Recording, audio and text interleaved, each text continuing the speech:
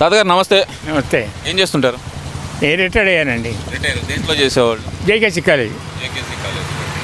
Okay, ఇప్పుడు కూటమి ప్రభుత్వం అధికారంలోకి వచ్చింది, 14 నెలలు అయిపోతుంది. గడిచిన 5 సంవత్సరాల పరిపాలనకి ఈ 14 నెలల పరిపాలనకి మీరు గమనించిన తేడాలు ఏమున్నాయంటారు? గమనించినవి చాలా ఉన్నాయండి. ఈ పరిపాలన బాగుందో, పోయినసారి ఏమన్నా అంతా నానా బస్టు బట్టి రుబాబుగా ఉంది. అది ఏదన్నా మాట్లాడాలన్నా కానీ భయం, ఎందుకంటే తీసుకెళ్ళి లోన పడేస్తారేమని. అది అడగడానికి లేదు. ఈ ప్రభుత్వం అటువంటి ఏం లేదు, చాలా బాగా జరుగుతుంది, బ్రహ్మాండంగా ఉంది. మరి కూటమి ప్రభుత్వం ఇచ్చిన హామీలు నెరవేర్చకుండా ప్రజల్ని మోసం చేస్తుంది. ఇది మంచి ప్రభుత్వం కాదు, ముంచే ప్రభుత్వం, బాబు షూరిటీ కాదు, బాబు వెన్నుపోటు అనేది వైసీపీ నాయకుల వాదన. కరెక్ట్ అనుకోవాలంటారు? అపోజిషన్లో ఉన్నప్పుడు ఏదైనా మాట్లాడతారండి. వాళ్ళకి పార్టీ పదవి పోయింది కాబట్టి వాళ్ళు ఏ రకంగా మాట్లాడతారు, అంతకు తప్పితే ఏమీ లేదు. అన్నీ ఒక్కోటి నెరవేర్చుకుంటూ వస్తున్నారు. ఆయన చేసిన బాకీలన్నీ మిగిలిపోయినాయి కదా. ఆయన కరెంటు బిల్లులు వేయించాడు, జనం ఎత్తిన విపరీతంగా పెరిగిపోయినాయి. ఇప్పుడు 21, 22, 23, 24 అట్లా వస్తుంది. సంవత్సరానికి కరెంటు బిల్లు మాకే వస్తుంది 300 డిఫరెన్స్, 600-700 వస్తుంది. అందువల్ల అవన్నీ ఏంటంటే వాళ్ళు ఏదో కాలక్షేపం కోసం ప్రభుత్వానికి గోల్ చేయాలి, అది అంత తప్పితే ఏమీ లేదు. అంటే ప్రభుత్వాన్ని గోల్ చేయాలని అనుకోవటం ఎందుకు సార్? అసలు వాళ్ళు నిజంగా జరగకపోతే కదా వాళ్ళు చేయాల్సింది, నిజంగా జరగట్లేదనే వాళ్ళు అంటారు. వాళ్ళు అనేది జరిగినా కానీ గోల్ చేయాలి ముందు ప్రభుత్వాన్ని. ఏదో రకంగా ఇరుకుని పెట్టాలి, చూసేవాళ్ళు రోత కనిపించాలి. ఆయన పత్రిక కూడా అదే రాస్తుంటుంది, తత్తిమయన్నీ రాయట్లేదు. అది అంటే ఇక్కడ ప్రధానంగా చూసుకుంటే కనుక వైఎస్ జగన్మోహన్ రెడ్డి పదే చెప్తున్న మాట, చంద్రబాబు నాయుడు అధికారంలోకి వచ్చిన కాడ నుంచి రెడ్ బుక్ రాజ్యాంగం మాత్రమే అమలు చేస్తున్నారు అనేది జగన్మోహన్ రెడ్డి వాదన. అది వాస్తవమేనా? కాదండి, అది ఆయన చేసిందే ఇది. కానీ ఈయన చేసింది ఇప్పుడు చంద్రబాబు నాయుడిని 53 రోజులు జైల్లో పెట్టారు. ఇప్పుడు లిక్కర్ కేసులో జైల్లో పెడితే చోకాలు పెట్టి ఎడుతున్నారు. దానికి ఏముంది? ఏమీ లేదు. అది జరగలేదు, అది కల్పిత కట్టు కదా చంద్రబాబు నాయుడు గారు. ఊరికి ఏదంటే ప్రభుత్వం మీద బుర్ర చల్లడానికి ఏదో చేస్తుంటారు. కట్టు కథ అయితే పేపర్లు ఎందుకు రాస్తాయి, ఇది జరిగేదంతా ఎందుకు చేస్తారు? కట్టు కథ అని అనుకున్నప్పుడు వాళ్ళని జైలు తీసుకెళ్ళినప్పుడు వాళ్ళే మాట్లాడాలి కదా, ఎదురు తిరిగి. వాళ్ళు ఏం మాట్లాడట్లేదు కదా. ఒకరిని పట్టుకుంటే, ఇద్దరిని పట్టుకుంటే వాళ్ళు మొత్తం చెబుతారు స్టోరీ అంతా. అది తీసుకొచ్చి వీళ్ళు పేపర్లు రాస్తున్నారు. వాళ్ళు చెప్పిందే కదా రాసేది, అంత తప్పితే ఏమైపోయింది సొంత.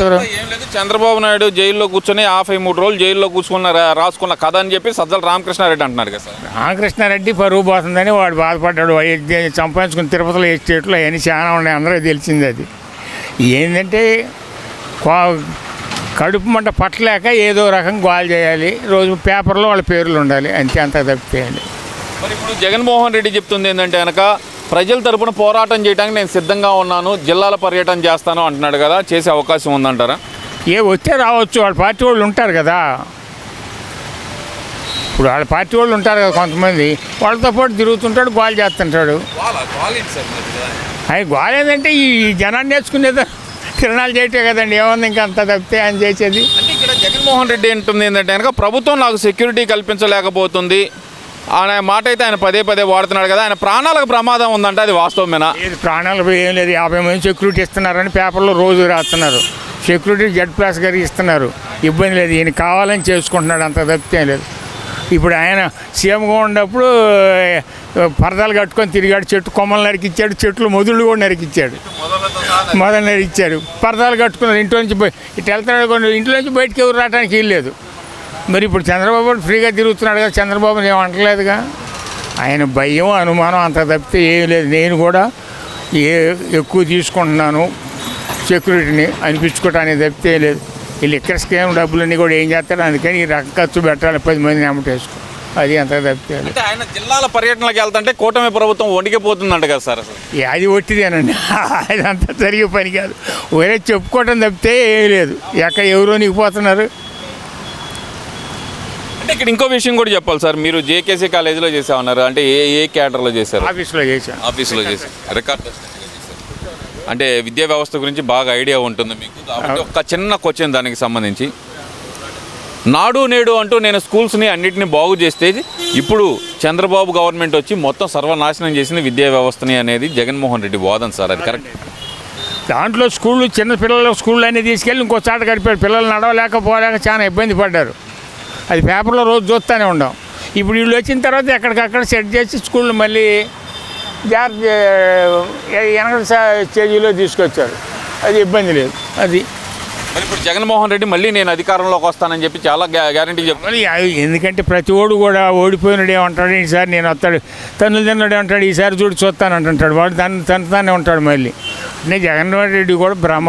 వస్తాడనేది అది ప్రజలు నిర్ణయిస్తారు, ఈయన కాదు కదా. ఈయన వస్తాడనుకుంటే రేపు ఓటు వేసేటప్పుడు కానీ తెలియదు అది ఎటు పోయేది ఎటు వేసేది. అది అంటే ఆయన చాలా గట్టిగా చెప్తున్నాడు కదా సార్, 3 సంవత్సరాలు కళ్ళు మూసుకోండి, ఇలా అయిపోతాయి, చిటికలో అయిపోతాయి, నేను వస్తాను అంటున్నాడు.